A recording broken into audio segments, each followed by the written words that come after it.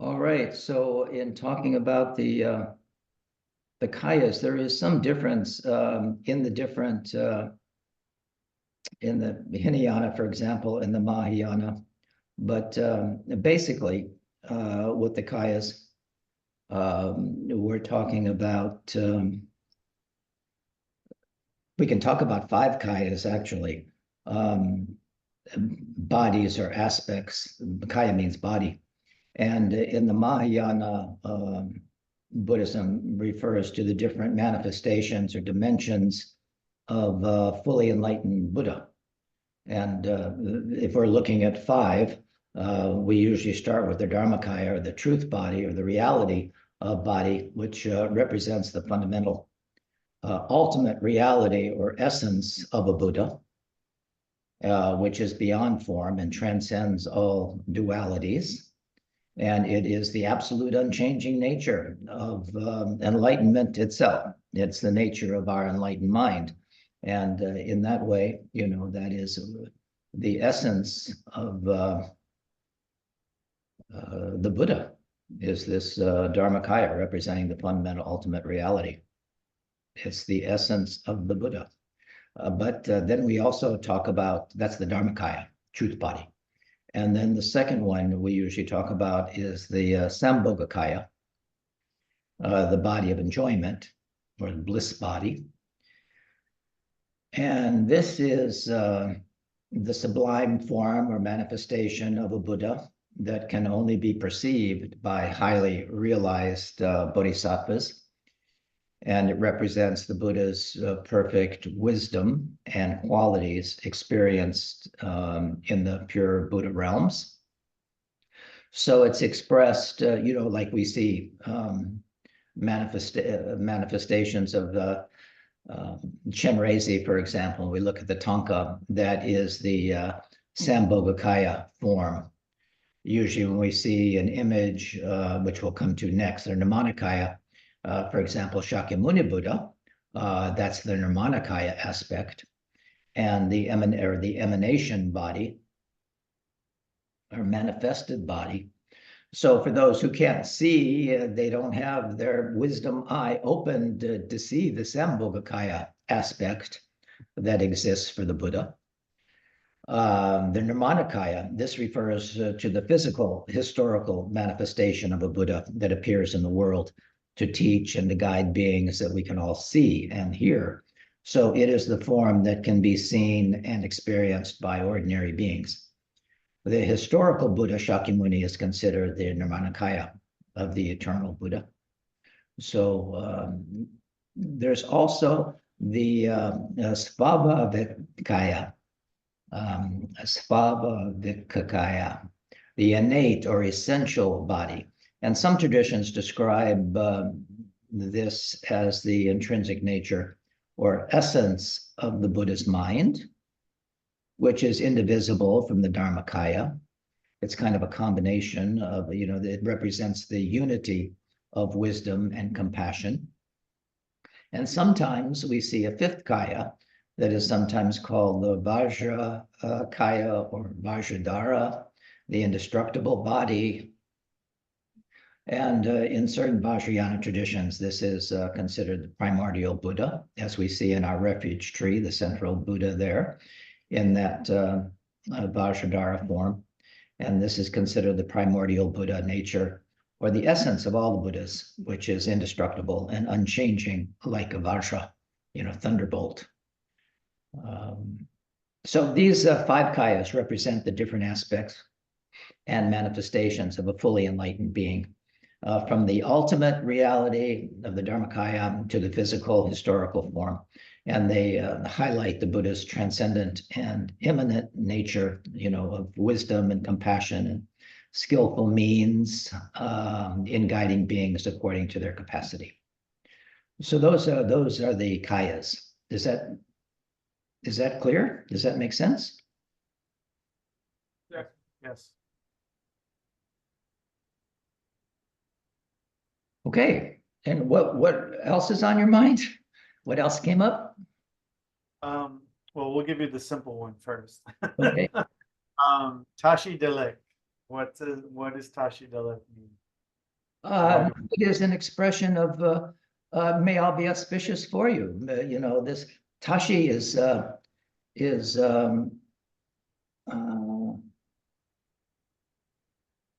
peace or happiness, joy. So may all be auspicious for you. You know, I think that, you know, my Tibetan is not that great, so I don't, we can just look at those to see what Tashi Delek means.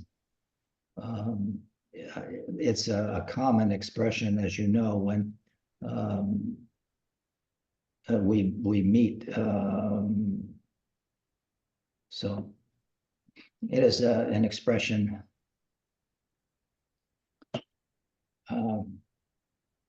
Best on my understanding, it is common Tibetan greeting, you know, or expression. Tashi means auspicious, you know, or good luck. And Delek means prosperity or well-being. So together, Tashi Delek conveys the wish for auspiciousness and good fortune and prosperity. It is a polite and a auspicious way of greeting someone or expressing good wishes in the Tibetan language and culture. The phrase is commonly used during festivals or, you know, when you greet someone. Was there a specific, how did that come up? It's similar to what we would say hello or how are you, or it's a greeting, you know, so that's what that is. I think in Tibetan centers you hear Tashi Delek, and then maybe in yoga studios you hear Namaste. Yeah, it's basically, well, that is I bow, you know, to the Buddha, to the enlightened aspects of you, but they are basically, you know, similar greetings. Yeah.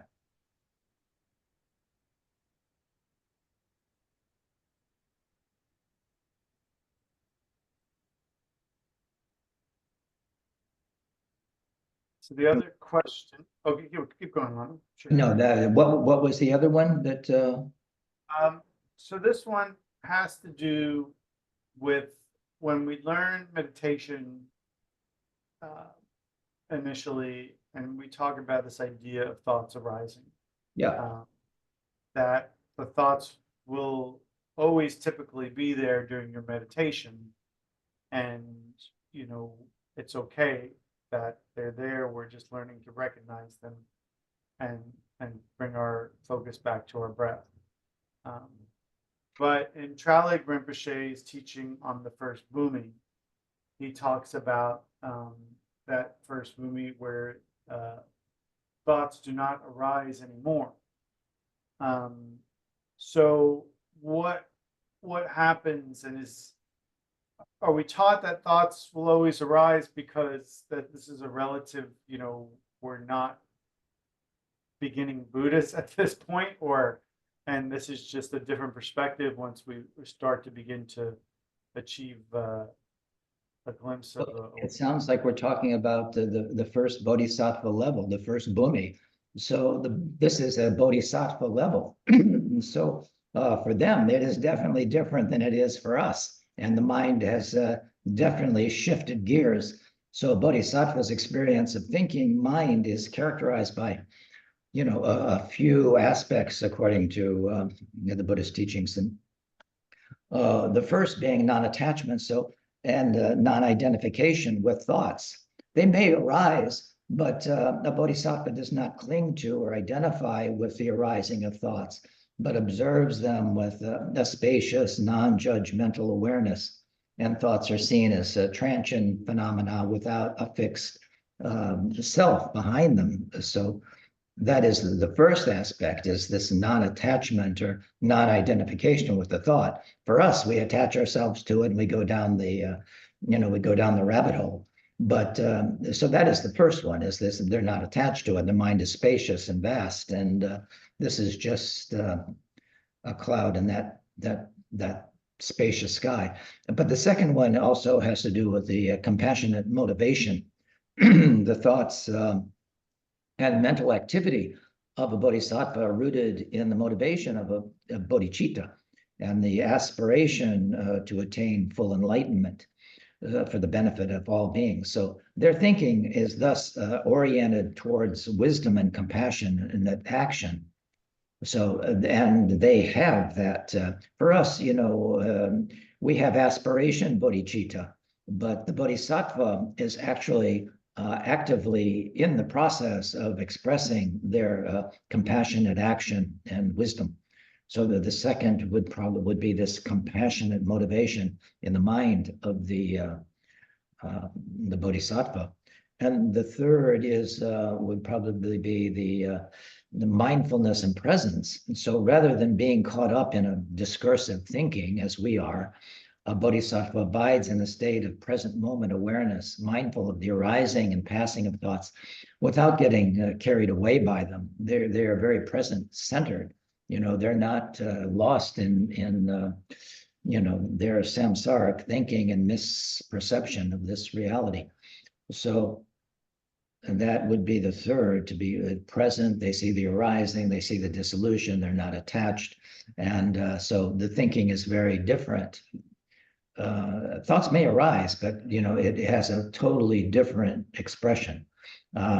Seeing the empty nature of thoughts would be the fourth. So once the thought arises with the realization of emptiness or the lack of inherent existence, a bodhisattva does not reify or make thoughts out to be any more than transient, dependently arisen phenomena that they are. So they see the thought very differently than we do. And using thoughts skillfully, while not identifying with the thought, a bodhisattva can use the thinking process skillfully when needed for teaching or analysis or our compassionate activity, without being enslaved by any conceptual proliferation. They see clearly, and the thought that arises is for the benefit of others, and they can use it skillfully. So they don't fall under its control. So yeah, that's a very different situation for a bodhisattva. And we're talking about a bodhisattva here, first level. Bhumi is they have seen. They're on the path of seeing.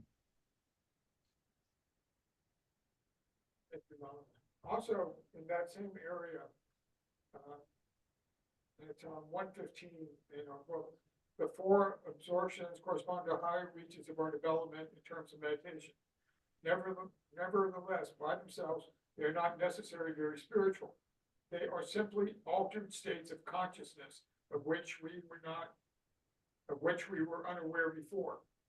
Whenever we talk to, particularly with beginning students, that this meditation is not an altered state of consciousness. And then we read in this book that, oh, there are altered states of consciousness. Is that along the same line? When someone has reached the path of seeing, then their consciousness does change?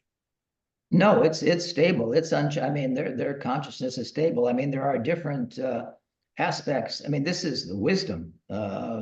This is this is wisdom meditation, is the essence of our spiritual journey. And as previously, stated, insight meditation leads to the direct realization of emptiness, and emptiness cannot be seen, as a thing. Or an object, even an object of meditation, as relating to it in this way only results in a conceptual understanding. This is not conceptual. This is the direct experience of the nature of mind. The luminous clarity of the mind must be experienced directly as it is in with the bodhisattva. And it goes beyond, any duality of a perceiver and that which is perceived. So, with the correct view, consequently, we come to understand that emptiness and the arising of disturbing thought and the conflicting emotions, they're not separate. They allow these experiences to arise in the mind, and they just see it as part of the play of consciousness. So when thoughts and feelings and emotions arise, we need to pay attention to where they come from, and when they persist, try to establish, where they are, and pay attention to mental clarity that is present in the mind. even when there are no thoughts or feelings or emotions. It's hard to say, what the mind of a bodhisattva is. I mean, we can talk about it, but it is non-conceptual. They are just resting in the natural state, that lucid clarity of the natural state of the mind.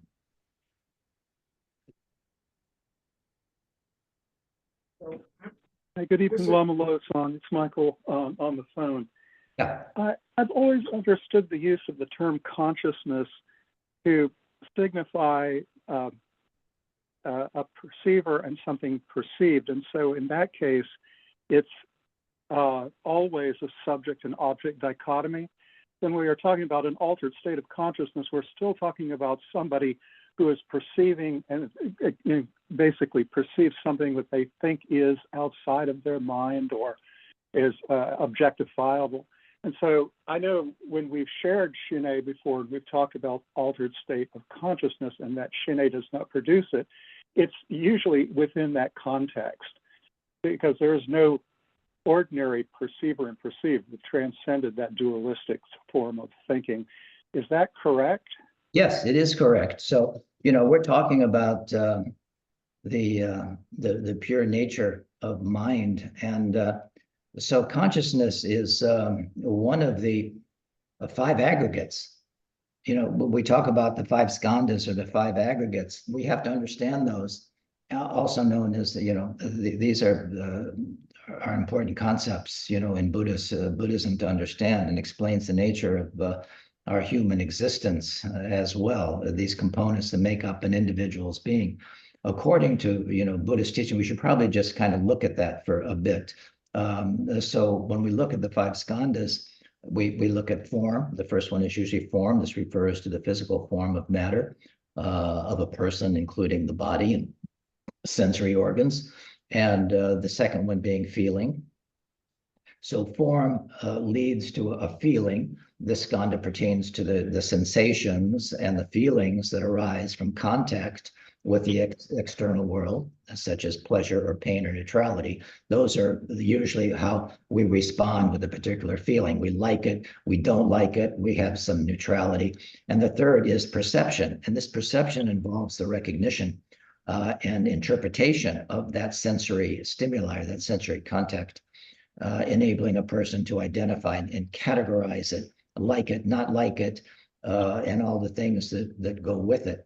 And then we have the mental formations. The skandha encompasses the mental constructs, including thoughts and emotions and volition and mental activity, that sets our mind in motion.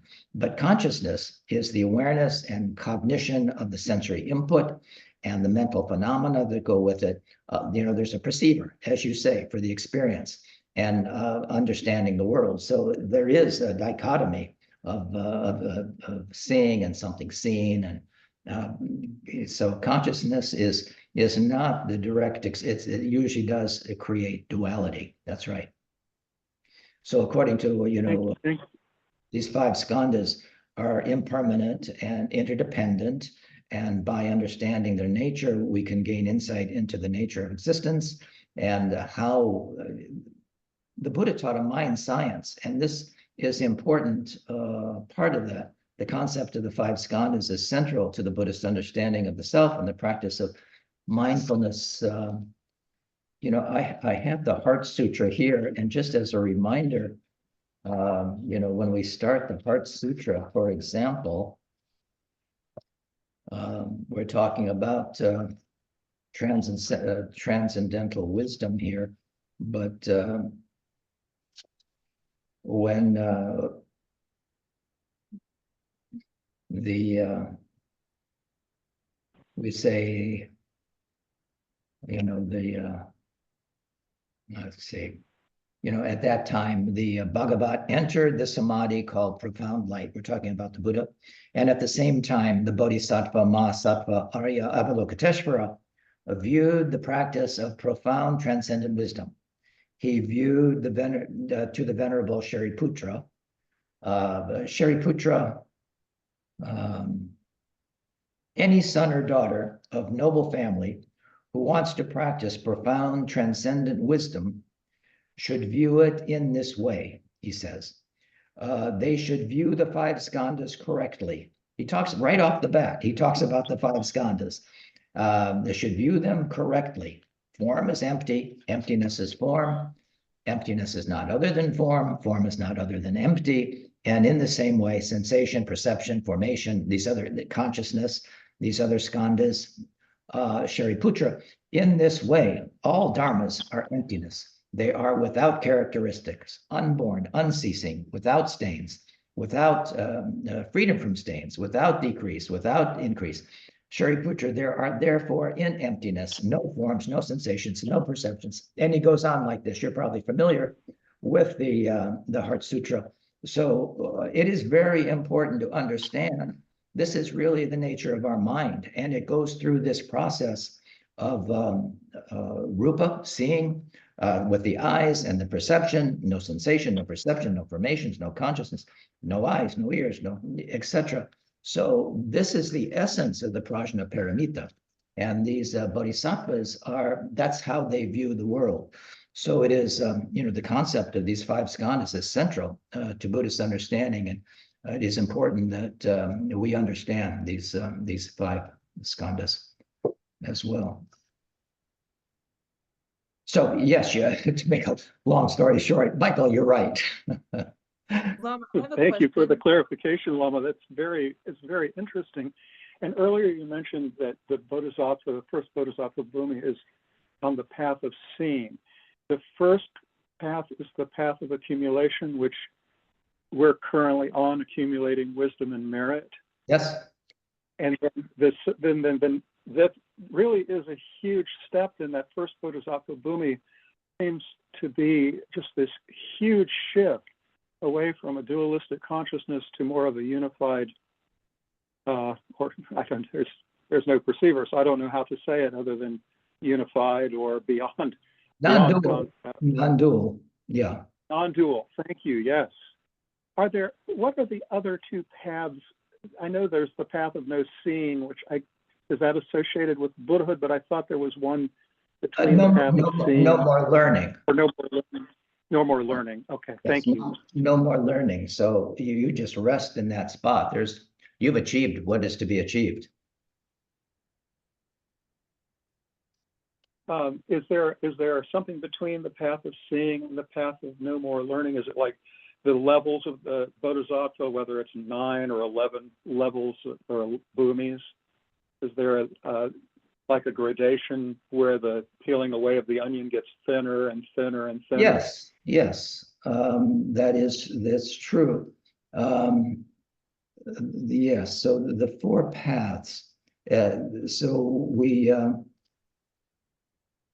Did we get all of them?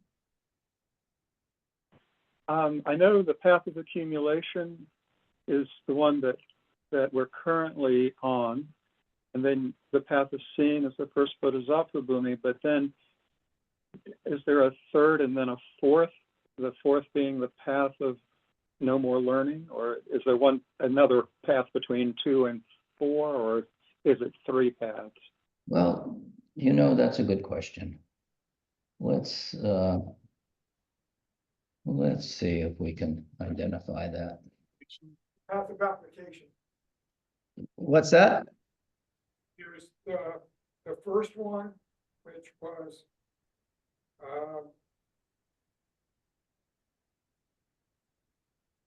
there's the first level, the path of application. The path of application. There's the third one is seeing. Okay. Yeah. Path out of suffering, is that the path out of suffering? Oh wait, the path. Yeah, it's interesting because Trallig kind of mentions 5 paths here. Yeah, there should be. Yes, there should be. So what does he say? So path of preparation.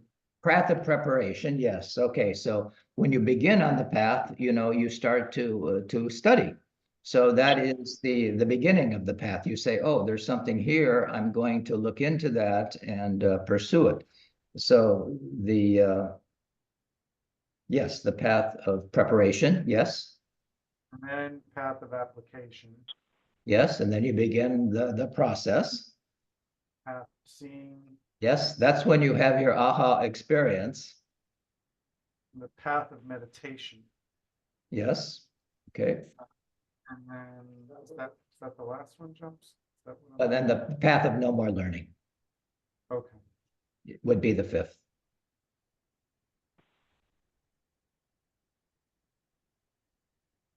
This is hardly a beginner's book. But it is great because we're having some good discussions. So Yeah, let's see. Mary, you have a question. I know you unmuted Yeah, I there. was just wondering if a part of what we're talking about is like emptiness is being free of the 8 elaborations. How does that fit into this discussion? Because I feel like they're kind of similar, right? So the 8 elaborations, can you mention those? Um, like not grasping onto an experience or not like averting away from it or not conceptualizing it. I don't remember all of them off the top of my head, but those are kind of, that's what I was thinking of, those things right there. Yeah, so we would want to come in our meditation, we should arrive at that realization that they're empty. All of those the things, there's nothing to grasp onto. And all those things that you've mentioned are things that hold us in samsara. So as we continue our meditation, we view it and our shamatha, both for stability and then the vipassana to dive into the insight and rest in that. And then Mahamudra. And once we have some stability in our mind, through concentration, through shamatha, and then we're beginning to investigate this quality of our mind, this lucid clarity, and we rest in that more and more. And we see all the obstacles, all the things all the concepts and things that have created suffering. Those are the things that create suffering for us. The Buddha's first noble truth is there is suffering. And what he said is we need to know suffering.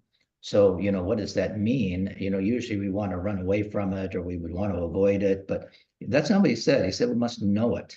So we know what the cause of that suffering is, our attachments, our aversions, our clinging. So yes, you're right. Those are the things, and it certainly applies to what we're talking about. So Lama, when we talk about knowing suffering, is this partially Vipassana, or is this more identifying our observation of our existence? We begin with shamatha, in the guidelines, we're emphasizing the meditation practice beginning with shamatha, and that is the way we stabilize the mind. We have to, unless our mind is workable, unless we can, we say, maybe we focus on our breath for 21 breaths and we can be stable without going down the rabbit hole with all the various thoughts and feelings and emotions. And we can just focus the awareness on whatever our object of meditation is. Usually we say the breath, but it can be an image, it can be a variety of things. When we do our sadhanas, for example, Chenrezig, when we're doing the creation stage, that is shamatha. We're directing our attention to creating that Buddha field and seeing with as much clarity as we can the image of Chenrezig. That is concentration, and that is shamatha.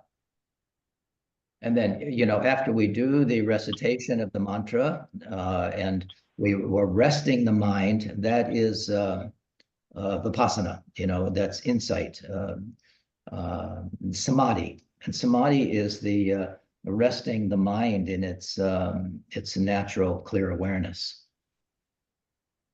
And if we do that for an extended period of time, Mahamudra practitioners are encouraged to recognize the nature of mind in all activities not only, you know, when we're on the cushion, but in all activities, not just during formal meditation sessions. And this includes integrating the practice into daily life. You know, it is a powerful path to enlightenment, emphasizing direct experience over intellectual understanding. And it is usually a practice by advanced practitioners once they've tamed the mind, once they've come to that stability, and once they see the empty nature of it under the guidance of an experienced teacher, because it's very subtle and profound, subtle and profound. So we're developing wisdom by learning how to observe our own mind. And in doing so, we can decrease negative mind states and develop positive mind states. And to develop wisdom and insight, we need a calm, clear, concentrated mind. So we need to develop a kind of inner sentinel. You know, we often talk about that. So this is an active observer in the beginning, a part of our attention that watches our state of mind. But this is not the whole picture. This is just a way to maintain stability, but it doesn't uproot our kleshas. It is through the practice of our vipassana that we uproot the kleshas that disturb our mind and create all of the narcissistic tendencies, the selfish tendencies, and we begin to actually develop some wisdom. And this is a very transformative process. And then we ultimately we let go of that inner sentinel, the watcher, which is it's just a separation, you know, from that which is observed, and we become completely absorbed in the present, you know, free of all attachments, aversions, limitations, and confusion. That is Mahamudra in a nutshell, basically. But you know, anything we can say about it, it's not that, but we can say that. Well, Melissa, and I don't mean to sound frivolous with this question at all, but is that ultimate resting the mind in Mahamudra that which sort of trips the light fantastic into the path of seeing? Is that the bridge that ultimately, after we've accumulated wisdom and merit through Vipassana, through acts of virtue, the practices of the Bodhisattva path, is the resting the mind in Mahamudra the ultimate springboard into the path of seeing? It is. I mean, we may have glimpses of that seeing, you know, when we develop our meditation and we can rest in that for extended periods of time. We get our glimpses of that, but then we want to expand that and be absorbed in it for extended periods of time. So, you know, in the beginning, you know, we may just have enough concentration or focus to take 21 breaths, but we do have to increase that for extended periods of time and rest in that empty nature of mind without distraction. So that is, we just deepen it. You know, we practice that and deepen our experience, our absorption in that samadhi.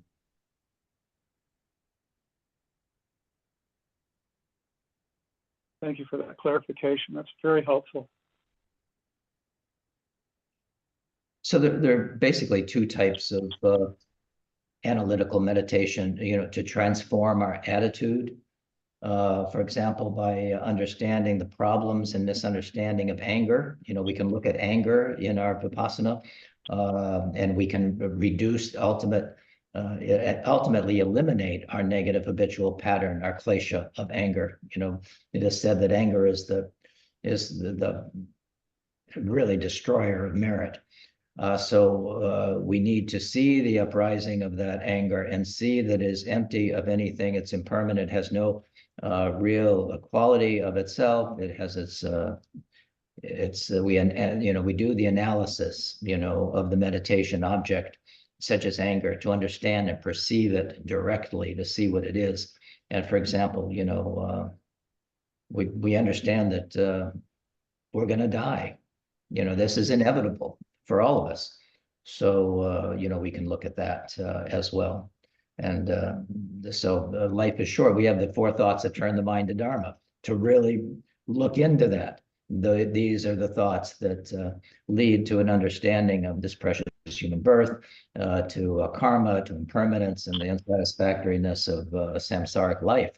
And by doing this meditation, that would be an example of a vipassana, to uproot our misunderstandings and our kleshas.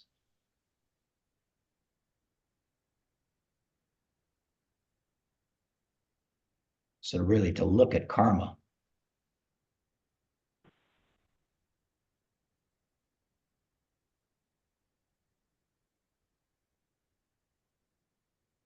So should we, when we are experiencing these emotions and they're right in the forefront of our mind, is it best to deal with these things on the cushion and to sit and do some shamatha and then Vipassana to kind of take a look at what's happening? Well, we can start on the cushion, but we're going to experience that in daily life as well. And so that's what we're talking about. The Mahamudra aspect is bringing it off the cushion into our daily life, and we're interacting with our people we work with, or people that in our family, or all the different things that bring us, suffering. Basically, we're impatient, we're angry, we're judging, we're all the different kleshas that we embrace. But we need to see those in action and be able to apply the remedy so that we don't act in ways that are unskillful and create negative karma for ourselves. So that is really the point, is to be mindful and to be vigilant about our minds are very powerful. This is mind training, as we were saying. And to go back to what we were saying about the skandhas, form, perception, all these these reactions that we have to things, we should be able to break those down in the moment and see where we're going before we hit critical mass and begin to slide down into some negative emotion.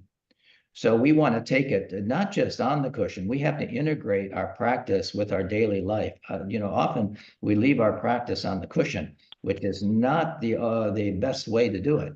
We need to do it 24/7. Even in our dreams, we should say, may my dreams be beneficial to beings, and may I cultivate virtue even in my dreams.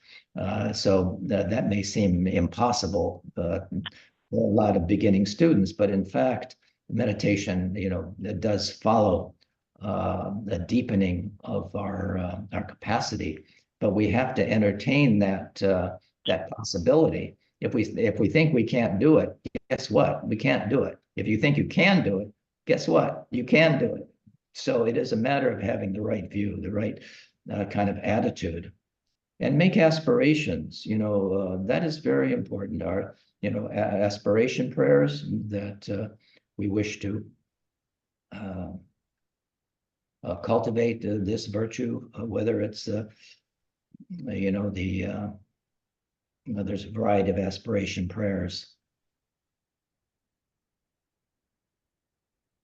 So we continually keep in our mind stream this aspect, and we watch for projections, into the future, and reflecting on the past, and stay in the present. We tend to, as I always say, we tend to be time travelers, and we're constantly reflecting on the past or projecting into some future world that we're constantly creating. And rarely are we really resting in the precious this precious moment and seeing the nature of our mind. And consequently, we want to be free of the tyranny of our subjective mind pushing and pulling us in all directions, which is pretty much what happens during the day. And so this is what the Buddha taught. This is mind training. We just had a wonderful training here with Lama Kathy. She was doing a teaching on Lojong using the text, The Great Path of Awakening by Jamgon Kongtrul. which is a wonderful book. That may be a book you want to use, somewhere along the way, as one of your texts that you use, The Great Path of Awakening. That's a classic guide to Lojong, mind training. And really, that's what I think Buddhism is. It's mind training. And there are very skillful means, and that is one of them. And it is a complete practice in and of itself. But the Buddha taught, as we know, 84,000 different ways to appeal to the 84,000 different kleshas we can have. So it is a matter of attending to that and to dedicating yourself to that practice as vigorously as you can. Otherwise, it's not going to happen.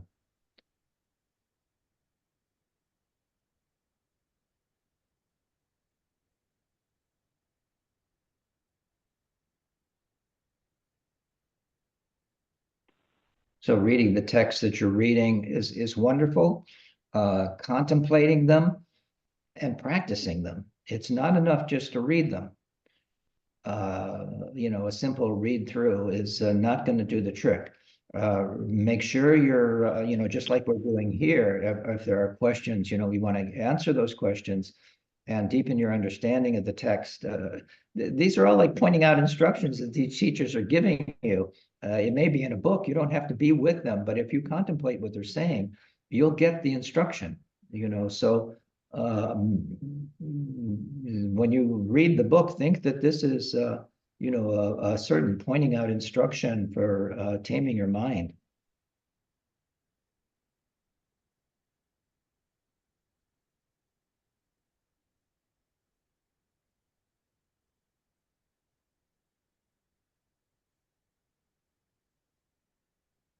Some of our students, when we're going over some of these concepts that are pretty pithy. Yes, and you need to understand them. That's right.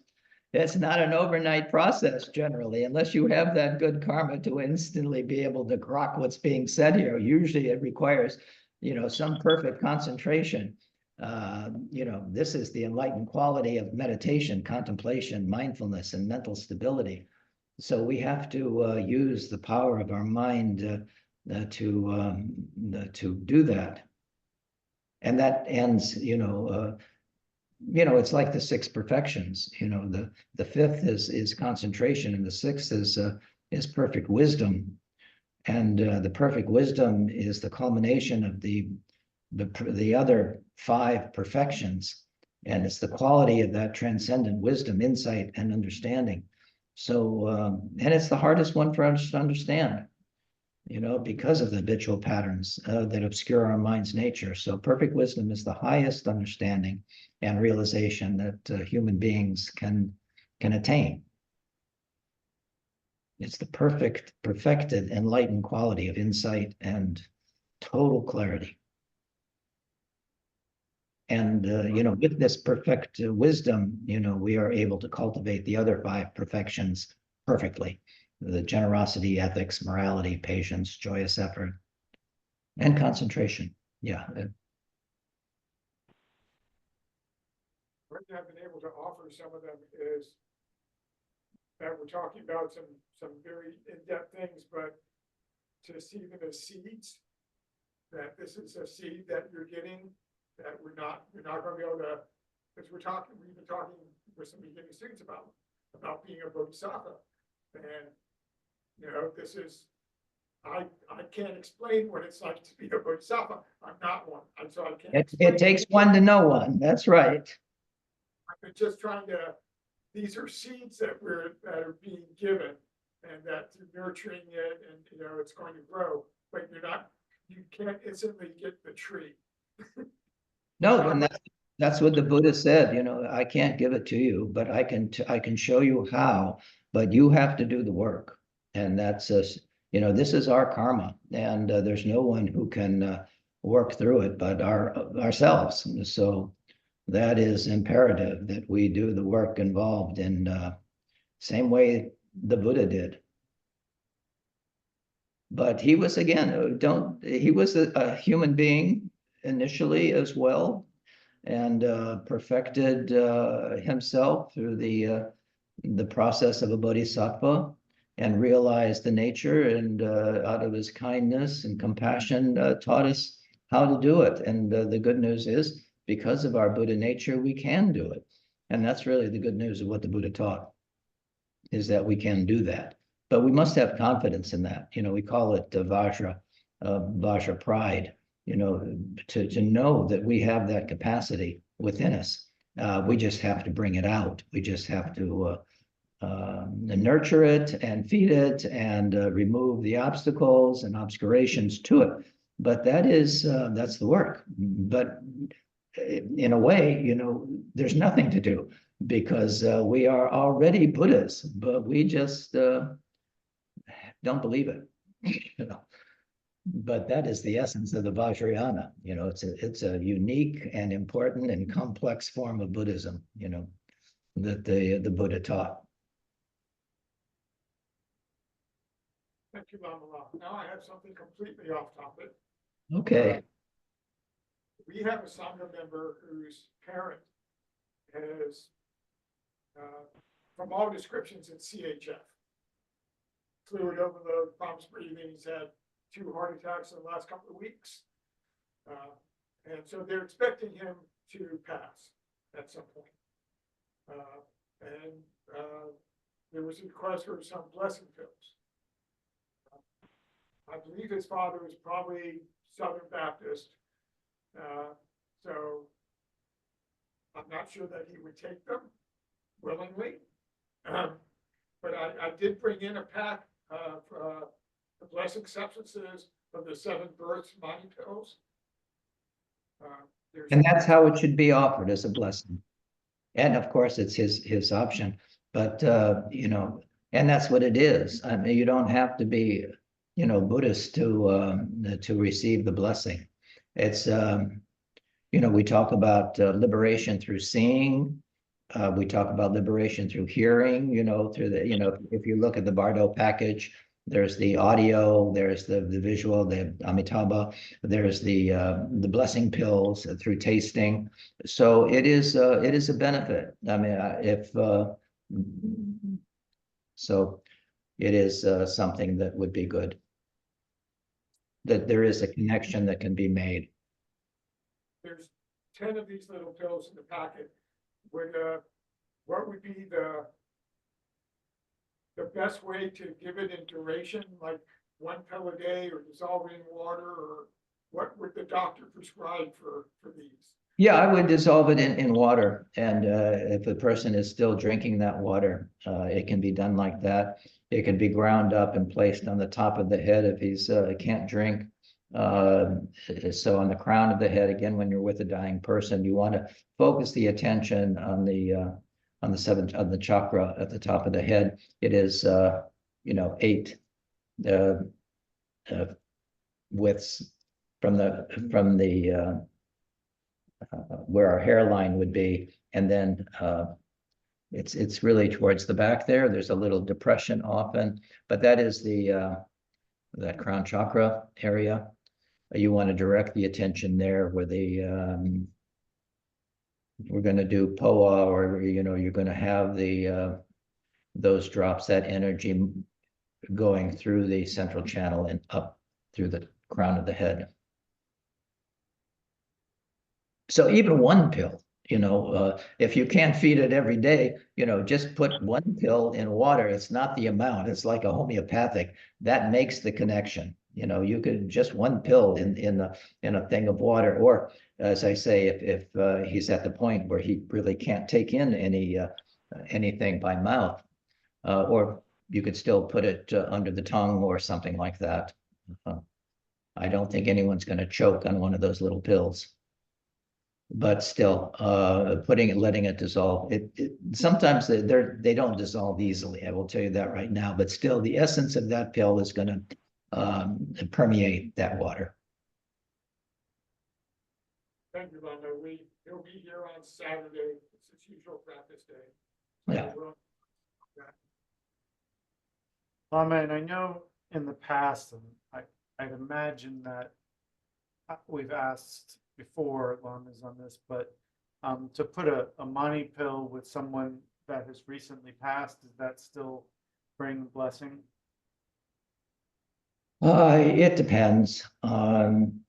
I would do it, yes. I mean, if they recently passed and the body is still there, yes, you can do that. There would be some connection. It takes a little, sometimes it takes a little bit of time for the body to exit. It depends on the karma of that person, but there's no harm in doing that.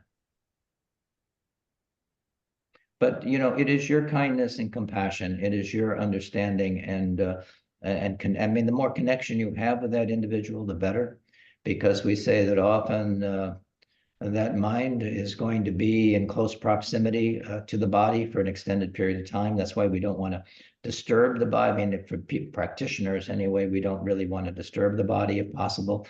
But again, particularly practitioners, they're in tukdom, they're kind of resting in that supreme state of absorption, and you wouldn't want to disturb them. And often there are signs when that's done, but they can still.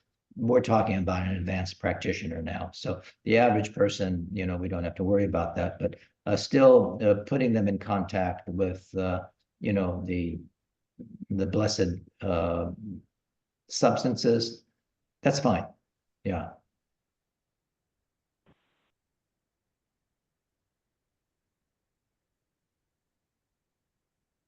Thank you.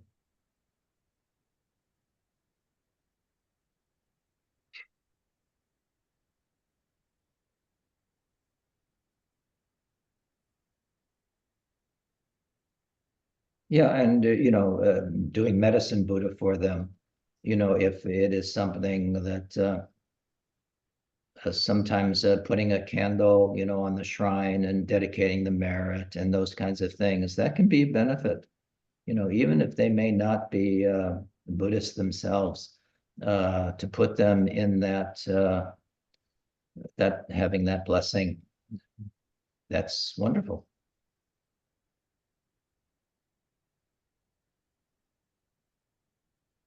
So have them put a lamp on the shrine as well, and you can dedicate the merit of your practices, you know, to that end for their auspicious rebirth or whatever they would like.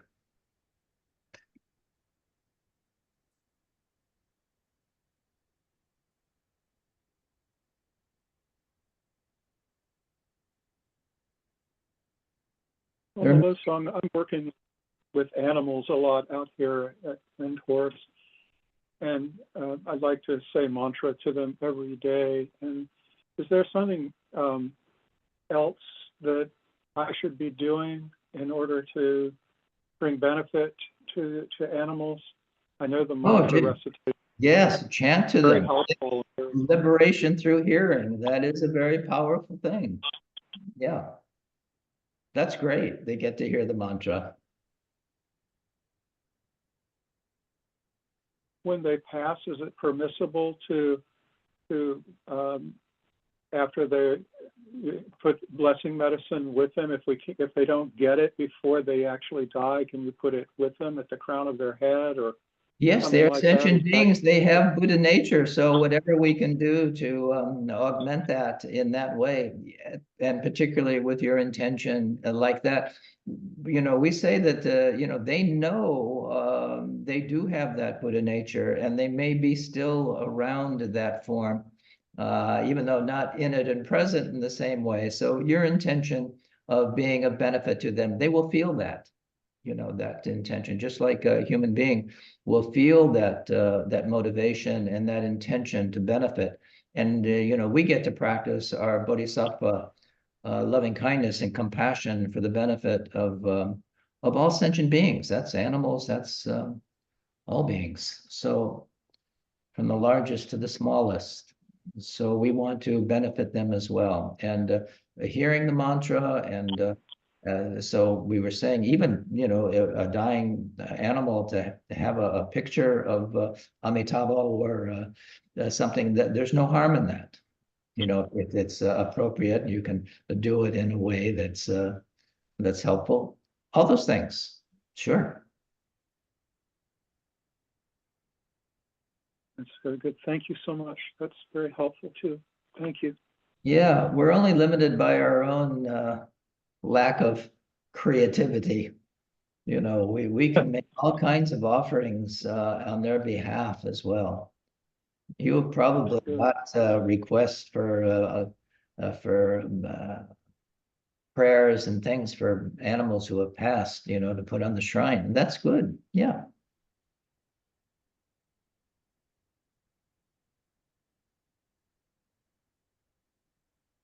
So there's certainly no shortage of opportunity for practice. So There is not. There's a shortage of our seeing the opportunities. So we want to extend the possibilities and open our eyes to all those possibilities. That is the practice of the Bodhisattva.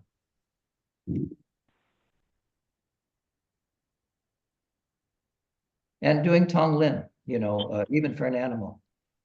So we talk about Tonglen, and that is one of the practices of Lojong, but is also a very skillful means. People often ask, what can they do for a dying person? Do Tonglen, exchange of self for others, removing any obstacles and giving them the love and the affection and the wisdom to traverse the Bardo in a favorable fashion. Yeah. Again, we're only limited by our own imagination and our own capacity to help. But there are lots of ways, there's lots of means that we have that the Buddha taught us.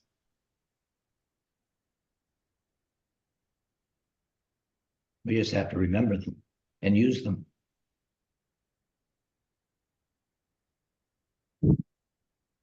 Oh, I'm hearing thunder here. We're about to get a rain.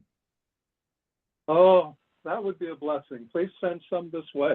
Yes, we haven't seen it yet, but I'm looking forward to getting some of that. Yeah, that is a blessing. It's getting so dry. Lama, when we do the practice of Amitabha, to be reborn outside of samsara in Dewa Chen,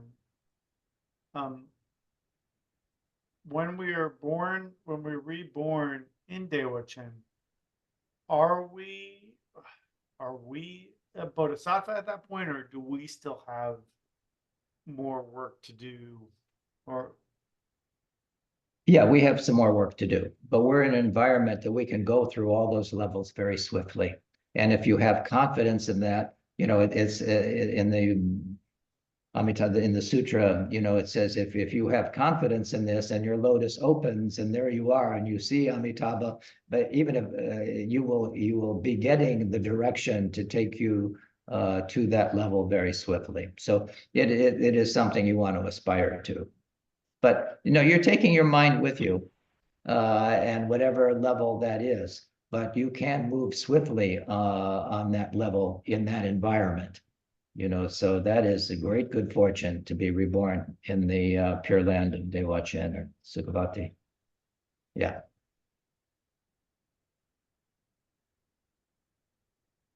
But you have to have faith and confidence, in that. And that's what there are certain requirements for rebirth in Sukhavati, and one of them is having that confidence. So develop that for sure. And when you do the Amitabha practice, even the short practice, really aspire to a rebirth there and make that a strong aspiration. when we do it for others, let's say they're not practitioners, is there benefit? Does it just take longer to either be reborn there or to be? Well, everyone, it is said, is going to go through the Bardo. So they will experience the Bardo.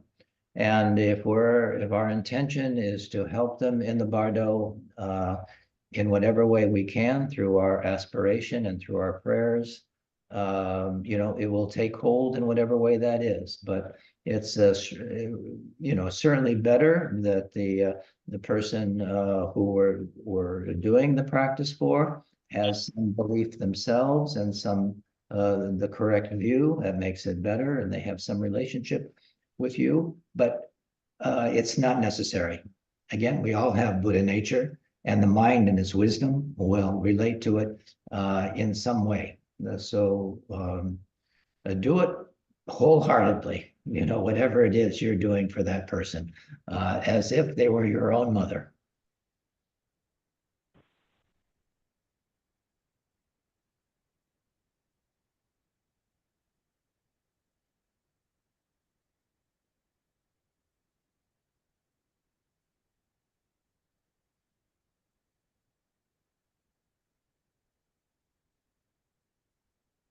So we're working with our own mind, when we do this as well. And when we do these practices in such a way, we're cultivating bodhicitta. We're cultivating the mind of enlightenment. And everything we do in that way just brings us closer to that realization. So that's again a practice of a bodhisattva. And we want to devote ourselves to the practices in that way, with devotion and faith and intent, So that's important to remember.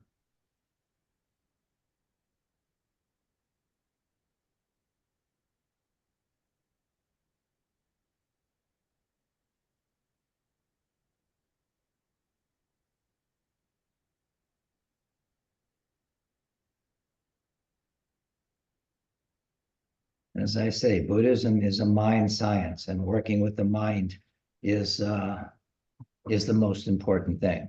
So cultivating this bodhicitta is the most essential aspect of what the Buddha taught. If you don't do anything else, cultivate loving kindness and compassion.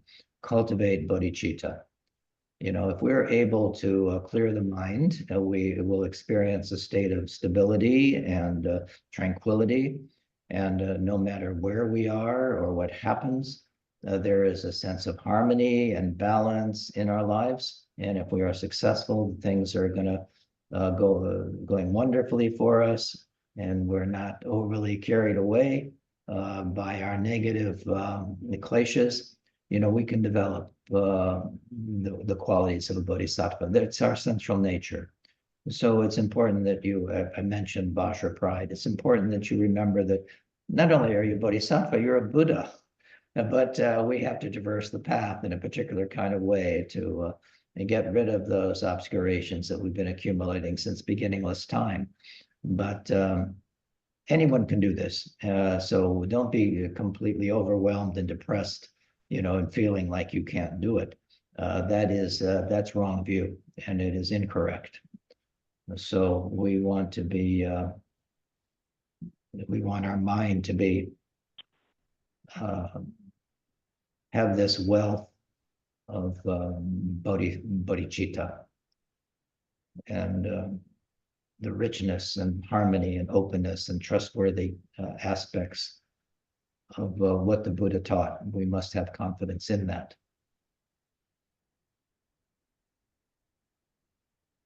Lama, we do have a question.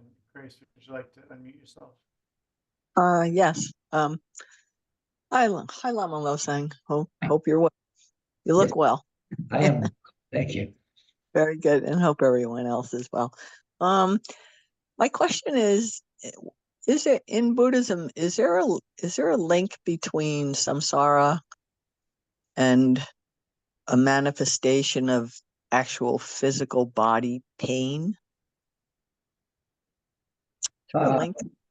It's karma, our physical form and all the things that happen have karmic causes and conditions. So I think the answer to your question is yes. There's a connection. These are not accidental. Right. I mean, there can be accidents that occur. You can stub your toe and things can happen. But basically, there are karmic causes and conditions that manifest, and they can be from past lives. They can be from we've been carrying the weight of our past actions again since beginningless time. And when the conditions are right, that will ripen for us, and it can manifest in a lot of different ways: physically, mentally, emotionally, spiritually.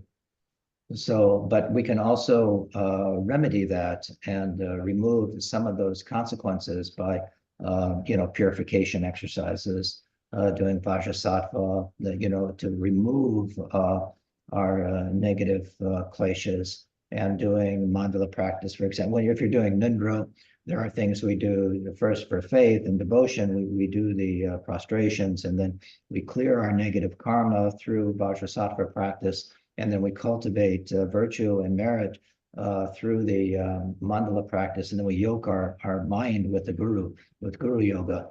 So these are called Nundro, or the foundation practices, and there's again a reason why we do that, to purify our previous karma and to act meritoriously. So it takes merit, to achieve the connections and the good karma. So we're developing this good karma and kind of neutralizing the negative karma. And there's a number of things, a number of ways the Buddha taught for that, but the Nundro is one of those things. Yeah. Yeah, thank you for getting to the remedy part. Yeah, the remedy part is important. And we talk about the remedies. There are 4 remedies, the 4 R's. So we have to recognize it. We have remorse for it. We have the remedial action, and we have we vow, not to do it again. So for any day, and at the end of the day, we should do a little review of the day and see how skillful or unskillful we were. Those things that we not only should we uproot the things that were unskillful during the day and vow not to do them again, but we should also vow to do the things that are positive. It's like a garden. We want to uproot the weeds that are choking out the things that we want, but we do have to nourish the things that we want too. Give them the water, give them the fertilizer, give them the thing to help promote them. So those 2 things go hand in hand. We have to uproot the negative and we have to promote the good. Since Michael brought up animals, can I ask a second question? Yeah, sure. Yeah, is there any how do I want to put this? Is there any like roots or ancestral roots or symbolic roots of cats in Buddhism? They have the same psychic causes and conditions we do. Yes, there are roots. Being born in that, there are 6 realms. We happen to have the good fortune of being born in the human realm, and those that are in the hell realms are not so fortunate. Those that are in the predator realms are not so fortunate. But some of our cats and dogs, this is not a bad life for a lot of them, but they still have a lot of fear. They worry about getting attacked and food and being abused and all those things. So these are all karmic causes and conditions that arise, in the 6 realms. Sounds very much like human. You just named being attacked. Sounds like we share fears in a way. Huh? Well, yes, that's true. There are those things, but we don't have to be victimized by it. And some people seem to be, we are very fortunate. We are not in a war-torn place, but a lot of humans are. A lot of humans are starving. A lot of humans having tremendous health problems. A lot of humans are having all kinds of the difficulties. And we all are going to do that. We're all going to die, and we're all going to, this is samsara. Samsara is never good. We want to contemplate the unsatisfactoriness of samsara, but it is still, we have it pretty well. It's kind of the middle ground. We are not in the hell realms, and we're not totally blissed out in the God realms, which is no great thing because they don't have the same motivation to practice. And their good karma that got them to the God realms, which generosity and other things, unfortunately, it's pride that usually is the underlying thing in the God realms. And they may do good actions out of pride, wanting to get something in return or be, well thought of, or a variety of things. But they still did the good action, but their motivation was not pure. But here we are in this situation, and we have the opportunity not to be blissed out in that situation. Unfortunately, again, in the God realms, they exhaust all their good karma, and they usually fall to a lower state. So with our understanding, our capacity to learn and to practice, we are in the best situation to practice Dharma.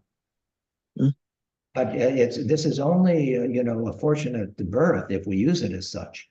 We see people doing great destruction and creating more karma for themselves. And people say, how can I have, loving kindness and compassion for people who are harming others in the way they see it happening?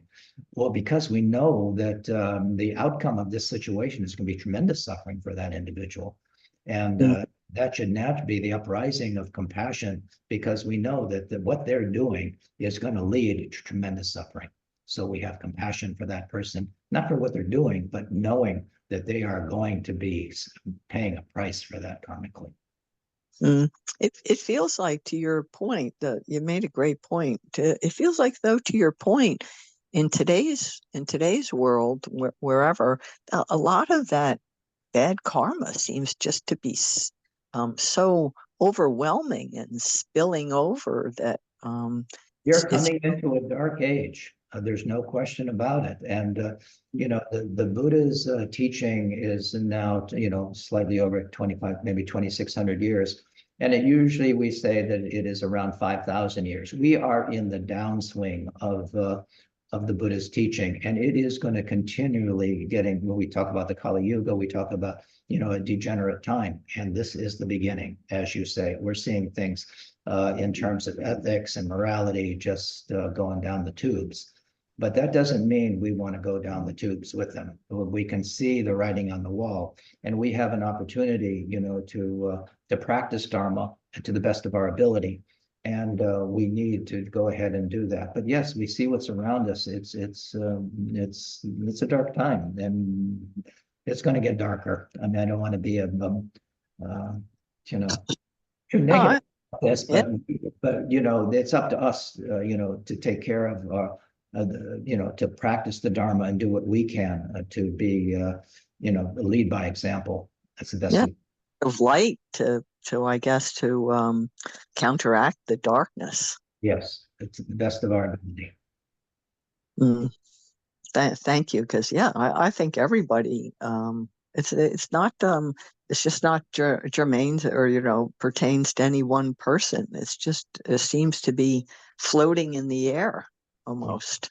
It's a dark. Yeah, so you're right. Thank you. It doesn't have to be that way, but the karma is ripening, and we have to take responsibility for it. So we do what we can to promote the light, as you say, and to light the darkness. You'll be a lighthouse for others. Thank you for the encouraging words. Yeah, it's important. Thank you. Lama, it was interesting you made the comment about nourishing the good things. Because just this week I was speaking with our therapist, and one of the questions says, so how much time do you take and acknowledge the good things that you've done in your day or in your week or in your relationship? Right. And I don't know. It's not something that we think about a lot. At least not I do. I say, I do a little, but I certainly don't sit every evening and be like, well, look, and we've talked about this before, I think, but it's a very hard thing to kind of pat yourself on the back sometimes. And I don't know why. Practice patting yourself on the back. As you progress along the path, you have to acknowledge, the good things as well. And if you don't acknowledge them, you can overlook them, and you don't see the progress that you're making. So it's important that you look at the progress and say, wow, this is really different than I was a month ago, a year ago, 5 years ago, whatever the thing is. But it is important that you can see the progress on the path. But we're not done yet, more to come. But it's important that we recognize, the positive aspect of Dharma in our life, or, what you've done in your relationship is where that therapist was going. And how, as we look at that, as I was saying, we want to promote those positive attributes, and we want to uproot the negative ones. That, we have to look at karma as a real thing, so we all want to be happy and we don't want to suffer. The causes of, we say, may all beings be happy and have the causes of happiness. The causes of happiness are our virtue, are doing things that are beneficial. And we say, may they not have suffering, and the causes of suffering. Well, we have to get rid of both of those. You know, the only way we're going to get rid of suffering is by getting rid of the causes of suffering, which is our negative actions, our unskillful actions, our negative emotions, our kleshas. And if we don't uproot them, we're not going to get rid of our suffering. So it's a very simple equation. You know, what do you want in life? What do you want in this life and in future lives? Really, we have to also think in that way, in a broader scope, in a bigger picture.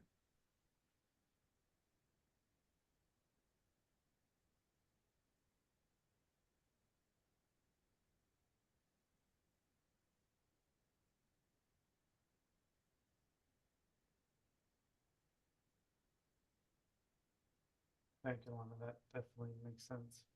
Yes. Go ahead, Grace. I see. Yes. Oh, Mary, Whoops.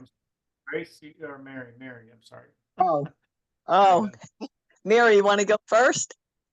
Sure, I don't want to like throw in my 2 cents, but what Mike was just talking about, like learning how to pat ourselves on the back and like, I figured out like as I was stumbling on the path that I was suffering, and I realized that I was suffering. One reason that I was suffering is because I realized that I wasn't feeling grateful for anything, but I recognize I have everything to be grateful for, but I couldn't feel it.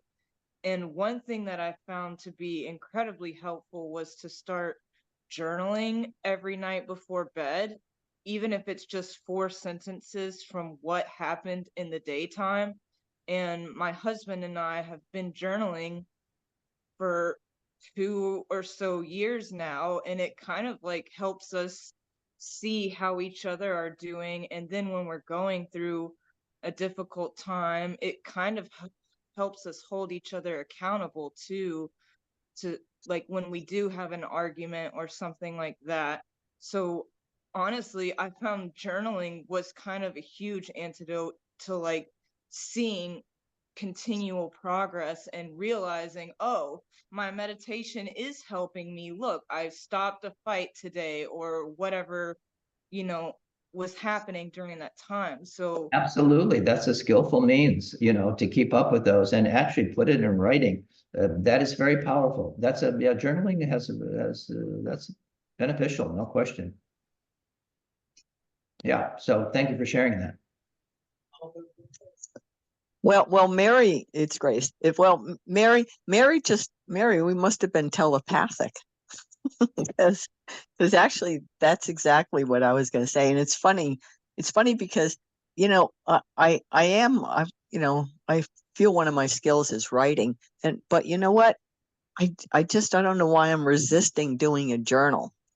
So you're right about it. I know it has some value, so I've been resisting it. I don't know why, but It doesn't anyway, have to be a big deal, you know, you don't yeah, have to, just a couple of words even, yeah, it just brings your mind, to that place of being grateful. I mean, yeah, what are you grateful for? What happened that was good today? What happened? What can you change? It may just be a very, very simple. Yeah. yeah. I think my title. I have to title this. So I was toying with this title. I think my title is going to be "Love Letters to My Heart, Soul, and Body." There you go. Nothing wrong with that. Yeah. So I as soon as I get that title down, and I have this book. I just went out about a week ago. Got it, and it's empty pages. So thank you for the encouragement, everyone. Appreciate it. So And a journal can take many formats. I write poetry and I write haikus. And that's how I process my day. So it's sort of like doing a journal, but I just do it in a different format. I use a lot of simile and metaphor, but it's the way my brain seems to perceive things. So Yeah, use the format that appeals to you, agrees with you, and is in harmony with you. It can take any form that it needs to take. So yeah, you don't have to be rigid, and we always say, dedicate the merit. We're going to dedicate the merit tonight when we finish our practice tonight, our teaching. But at the end of the day, also take a moment to dedicate the merit. of your practice, of your day. And again, even the bad things that you do, dedicate the merit, whatever it is, your activity for the day. But we want to refine that to be more skillful and to reduce any negative action. But we are in process. Bodhisattva is in process. We're not there yet. So don't be too difficult or too hard on yourself, but be disciplined, be persevering, have the motivation to continue to progress along the path. That is important more than anything. And in your personal practice, you may find aspiration prayers. That is, people ask, well, how do Buddhists pray? We pray for more bodhicitta. We pray to remove our obstacles through our ignorance. That is what we do. We're not asking anybody to do anything. We're just want to transform our negative actions into positive actions. And we have to see them first. Writing them down is very helpful. And that can take a lot of different forms. But at the end of the day, make sure you dedicate the merit for the benefit of all suffering beings. And those hardships that you've had, may you embrace those hardships, and may they represent the hardships that other people are having in the same way, that are just like that. We are much more alike than we are different. And a lot of people are going through the same thing you are. So we think that I'm going through this particular suffering for the benefit of all beings, and may I do it correctly and completely for the benefit of all beings. So, I mean, that is one way to make a prayer, that you're taking on the suffering of all beings in the same way, in the form of your suffering, whatever it is you went through. And we're actually making something that was difficult into something that is beneficial, both for ourselves and for others, and for cultivating our bodhicitta, which is, as I say, that is the most important thing. There are two wings of the bird. It's our loving kindness and compassion, our bodhicitta, and wisdom. So these are the things we're cultivating. Thank you, Jamso. Thank you, all of you, for your contributions and asking the questions and being here and being diligent enough to be here to support your practice, but certainly continue to use the things that we've talked about and your reading of the texts and your practice together, and do come to the center and support the center. It is important that we do this. And we're saying we're coming into a dark time. People need to have a place to hear ways to end their suffering. That's what the Buddha said he was here to do, end our suffering. And we're seeing more than ever people suffering at so many different levels. So to have a place that we can come together. We say, when you take refuge in the Buddha, in the Dharma, the teachings of the Buddha, and the Sangha. So we are a Sangha, we are a community of like-minded people, and we support each other on the path. So it's important for you too to support others on the path, so that we can work together in a positive way. And we create a synergy, we create an energy that can be beneficial.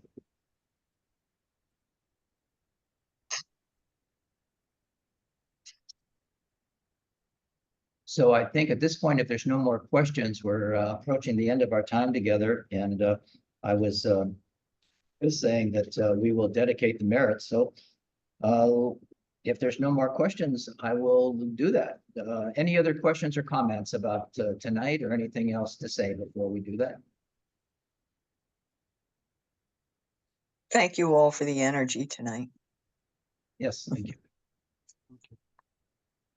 Anything else, Mike, that needs to be said, or Michael? There's just want to make a few quick announcements. Yes, please. Losang will be visiting us here on June 29th. He'll be teaching that Saturday from 10 to noon, and then again to 2 to 4 p.m. We will have interviews available. If you'd like to sit down and have a little chat with Lama Losang, we can schedule that. We will also offer refuge if anyone requests it. We just ask that you contact us and let us know that you're interested in taking refuge that day. In addition to that, we are holding a raffle and fundraiser for the KTC We have some wonderful items, a blessed mala by Khenpo Karthar Rinpoche, a consecrated Kasita Garba statue by Khenpo Ujin, the abbot of our monastery, and a wonderful bell and dorje. I think tickets are $15, and then 4 or 5 for 50. 4 for 50. And you can either go through our website for that, or you can purchase the raffle tickets here at the center as well. And everybody who buys it. Yes, and if you purchase a ticket, you get a blessed medicine Buddha pendant for everyone that buys a ticket for the raffle. It's That was Saturday, what date? June 29th. 29th? Yes. Thanks, Mike. Yeah, I hope to see you all there. Come and join us. The John, pendant is glass, and it has 3 grains of rice in each one, and this rice has been blessed by the Gallon Karmapa. So it's a wonderful little pendant that contains blessings directly from the Karmapa.